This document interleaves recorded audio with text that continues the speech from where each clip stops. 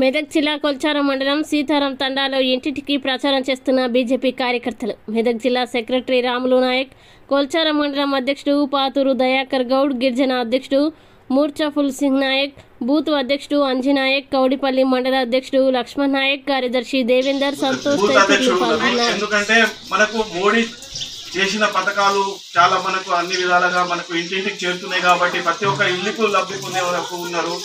వేరే పార్టీస్ కానీ ఒక సంవత్సరాల నుంచి తరబడి ఉన్నది కానీ గ్రామ పంచాయతీకి ఇప్పుడు వరకు ఒక ఫండ్స్ కూడా రాలేదు. ప్రతి విలేజ్లలో ఫండ్స్ వచ్చినాయి అంటే ఒకటి కేంద్ర ప్రభుత్వం ఫండ్స్ వచ్చినాయి గ్రామ పంచాయతీకి. కానీ ఇప్పుడు డంపింగ్ యార్డ్ కానీ శ్మశాన వాటిక కానీ డబుల్ బెడ్రూమ్ ఇల్లు అయితే ఇప్పుడు వరకు అయితే రాలేదు. మనకు డబుల్ బెడ్రూమ్ ఇస్తానని చెప్పేసి మురిపించినట్టు అయిపోయింది టీఆర్ఎస్ ప్రభుత్వం. ఇప్పుడు ఏంటంటే కాంగ్రెస్ ప్రభుత్వం వల్ల ఏం కాలేదు. 4 నెలల నుంచి హామీలు వస్తాయని చెప్పేసి నేను డిసెంబర్ 9 తారీఖు వరకే కాంగ్రెస్ ప్రభుత్వం ఏమైందంటే మీరు తీసుకురండి 2 లక్షలు రుణమాఫీ చేస్తాను, 2 లక్షలు 9 తారీఖే ఫస్ట్ సంతకం పెడతానని చెప్పేసి అన్నారు ముఖ్యమంత్రి గారు. ఇప్పుడు వరకు 4 నెలలు అయింది, ఇప్పుడు వరకు ఒక ఫస్ట్ సంతకం కూడా ఆయన గుర్తు రావట్లేదు.